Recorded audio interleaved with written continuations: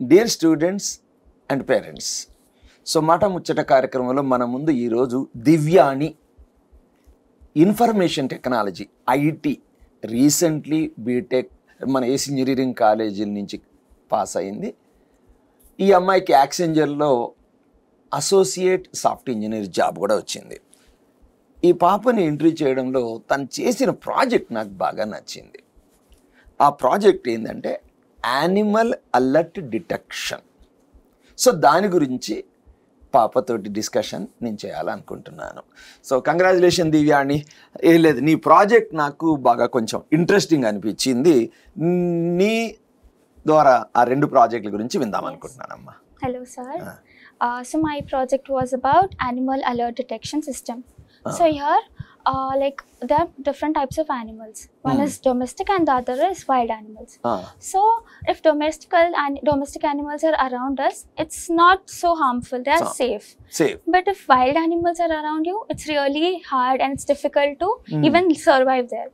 So my application was based on protection of human beings and also animals.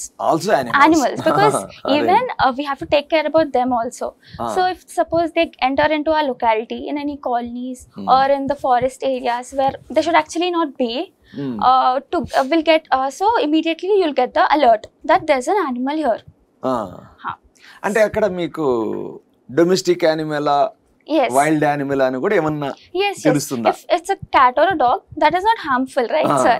If it's a lion or a tiger, it is harmful. So the difference has also been identified. ఏం technology వాడారు నాన్న మీరు ఇందులో? So we use machine learning sir. Machine learning, deep learning. Yes sir. ఎట్లా మీకు ఈ machine learning ఎలా access వచ్చింది? So our HOD has we had actually ML classes in our second year second sem. అంటే ఎలా ఎందుకైనా ఎంఎల్ క్లాసెస్ బీటెక్ సిలబస్ లోనా? Yeah, it was in the BTech syllabus. So simultaneously our HOD thought, yeah, for the betterment of our students, let us give a NASSCOM certification. NASSCOM certification in machine learning. Machine learning. Okay. It is a learning platform which will upgrade your skills in machine learning.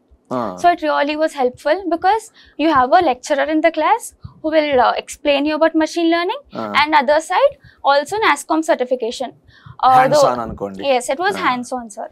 So me animal alert detection కోసం మీకు BTech syllabus లోను plus NASSCOM లో నేర్చుకున్న machine learning application వేశారు. Yes sir. So very good. ఇంకేమైనా projects చేశారా? Yes, I have did a project on brain tumor detection. Brain tumor? Yes sir. Because nowadays there are different diseases coming out, and brain is the most important. It should be protected, right? Okay. So we used deep learning. Deep learning, yes sir. Yes sir. Again application of Python only sir. Python only. Okay. So we had PyTextCell. From there I have learned I have upgraded my skills in deep learning. Okay. Anyway నేను మీకు యాక్సెంచర్లో select అయింది. చాలా మంది ఎక్కువగా ఇష్టం చూపించేది అంటే ఏం క్వశ్చన్స్ అడిగారు సార్ అంటుంటారు. మీకు యాక్సెంచర్లో టెక్నికల్ రౌండ్ ఎలా అడిగారు? So we had two codes. The first one was based on patterns. The second one was based on graphs and trees sir. Okay. So first patterns మీద అడిగారు, తర్వాత గ్రాఫ్స్ అండ్ ట్రీస్ మీద అడిగారు. చేయగలిగారా మీరు? Yes sir. Questions ఏమైనా అడిగారా అంటే ఏదైనా సబ్జెక్ట్స్ లో? Yes sir, they asked about your favorite subject. Favorite sir, choice మనకి ఇస్తారు. Choice, they're asking us a choice. So I have told about Java and Python. So everything about Java and Python they'll be asking us. అచ్చా, అంతే. అంతేగాని discomfort zone కి వెళ్ళలేదు. No. Okay. HR round ఏం అడిగారా మిమ్మల్ని? Personal information, like what is your strength, what's your weakness, and about projects sir. Again it was helpful for me because my project was really good. So yeah. నేను చాలా మంది తోటి interview చేసినప్పుడు projects అనేది ఇంటర్వ్యూస్లో అంటే కొన్ని చోట్ల కాదు, హై ఎండ్ ప్రోడక్ట్ బేస్లో ఒక్కోసారి అడగరు కానీ సర్వీస్ బేస్డ్ కంపెనీస్లో ఇంటర్వ్యూస్లో మాత్రం ప్రాజెక్ట్స్ గురించి క్వశ్చన్స్ అడుగుతున్నారు. సో అందువల్ల ఏంటంటే మీరు ప్రాజెక్ట్ అనేది సీరియస్గా చేయండి.